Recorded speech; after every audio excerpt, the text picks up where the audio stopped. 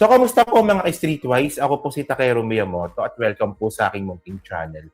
So, mga kababayan, no, si Sara Duterte nga po ay napilitan ng sumagot. Kasi alam naman po natin no, na ngayon po, matindi po talagang kinakaharap ni Sara. Especially nga po dito kay Ramil Madriaga. So, ngayon, mga kababayan, sumagot siya ngayon. Alam nyo, as usual, generic na walang laman.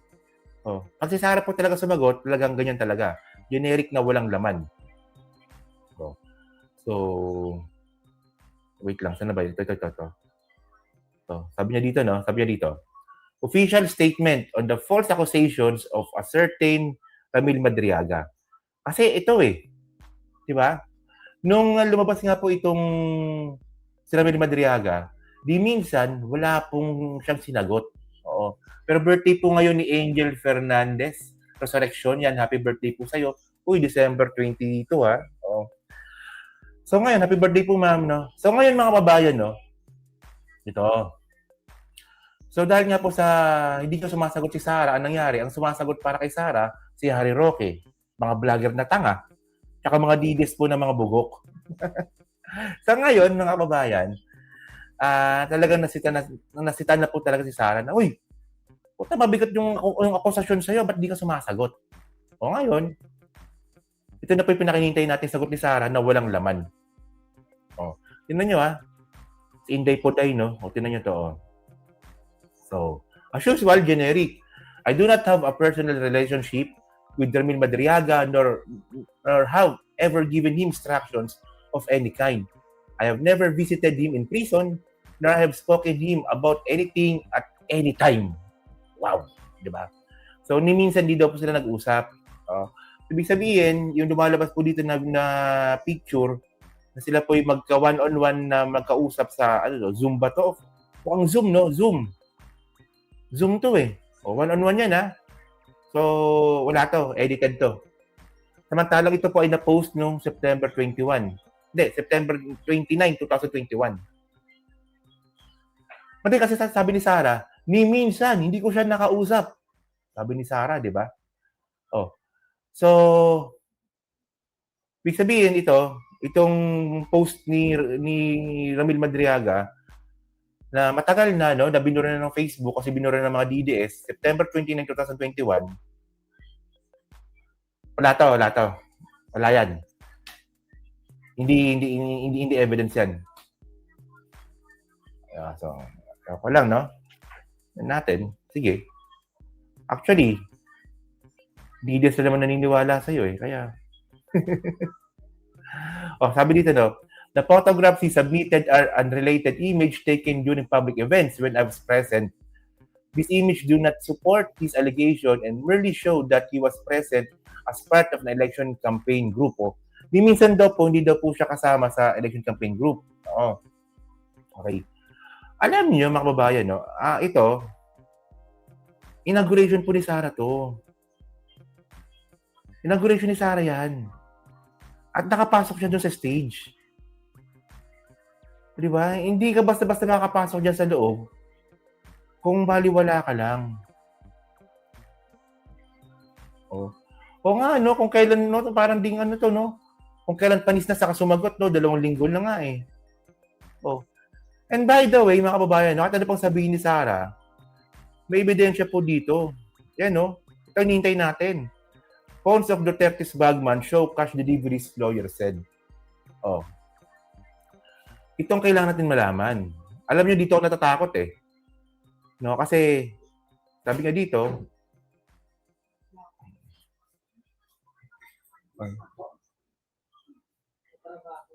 so sabi nga dito, no? Okay, the mobile phones of Ramil Madriaga, the man who claimed to be Vice President Sara Duterte's bagman allegedly contained. Kasi so ang point ko dito, mga babayan, no? 3. Isa.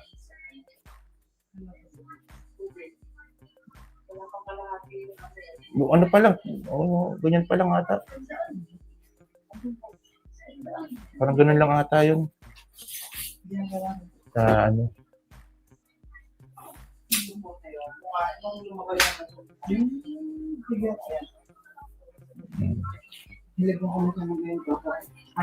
Thank you. Thank you po, ma'am. Yan.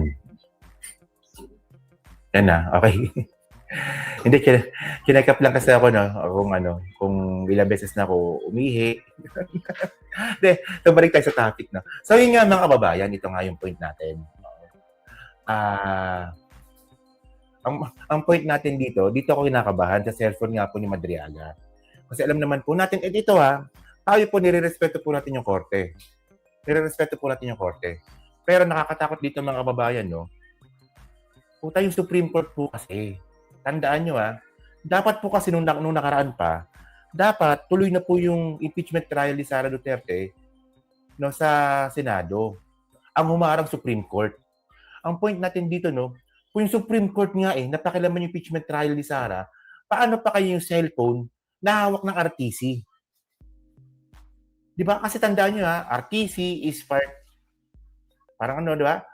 Supreme Court yan Judiciary yan magkasama yan Andun po yung ebidensya nasa cellphone po yung ebidensya Well, alam ko naman talaga na talaga mayayari talagang RTC dito pag yung mga cellphone po na yan may nangyaring hindi maganda. Yun nga na pag nabura yan, ibura na. O di ba? Wala tayong magagawa. Pag may nangyari sa cellphone, wala na, tapos na. Kahit na mag-ingay-ingay tayo, kahit na demanda natin yung mga hayop na yan, yung nagpabayaan na yun sa cellphone na yan, wala na tayong magagawa. Burado na yung sa cellphone. Nakuha niyo yung point? O sige, di ba? Kasi yung point ko nga dito, kung yung Supreme Court nga napakialaman yung impeachment trial yung cellphone pa kaya ni Sara, yung cellphone pa kaya ni Ramil Madriaga na hawak ng RTC? Kapag may nangyari dyan sa cellphone na yan, magagalit tayo. I-demanda yung RTC na yan. Kailangan may mangyari sa RTC na yan. Kahit na magalit tayo, wala na, tapos na. Kaya dapat mga kababayan, dapat talaga na pagtuunan ng pansin talaga yung cellphone na yan ni Madriaga. Kasi nandiyan po yung ebidensya Puta, magyayabang na naman yung si Sara na kita ninyo. Wala na naman silang ebidensya laban sa akin. Gano'n na naman yan. Mga kababayan, lahat ng mga bintang nila sa akin na hindi totoo. Yung cellphone hindi naman totoo. Wala naman nakalagay doon. Gano'n na naman yan. Kaya, ako ba dito? Sabi dito. Continue nga natin. Mr. Madriaga offered no proof or documents. Yun na nga yung cellphone na nga kailangan namin Yung no documents, may mga pictures. Dokumento po yun. Mr. Madriaga is currently facing serious criminal charges and has a prior criminal record, appears to be acting out of desperation to secure his release from detention. Alam nyo, hindi ko makuha yung point nito Ito hindi ko makuha dito ang sabi ni Sara, no, si Madriaga nga daw po naka-detention dahil nga po sa kidnapping at desperado na makalaya gamit ang pangalan ni Sara. Sige nga, sabihin mo nga po, tangina ka Sara, paano makakalaya si Madriaga pag ginagamit yung pangalan mo?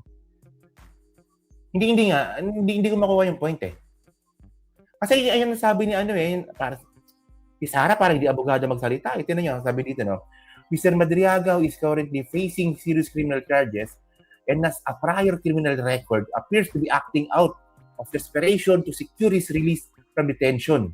He is now disseminating false statement to government authorities as part of concerted effort to obstruct and undermine my possible candidacy for president. 2028 pala ito. iPhone ba yung hindi ko alam Hindi ko alam nasa Kung iPhone yun, naka-cloud, di ba? Kung iPhone, naka-cloud. Di ba?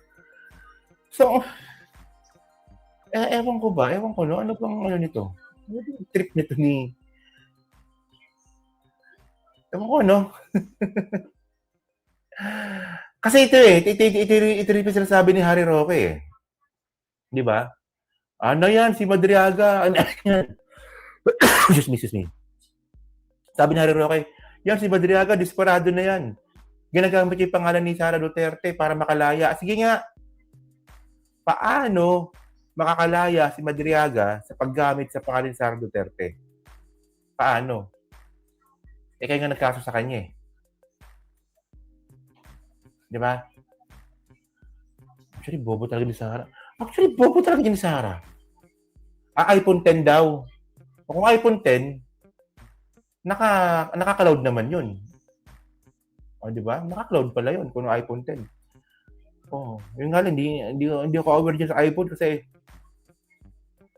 hindi naman ako iPhone user eh. Di ba?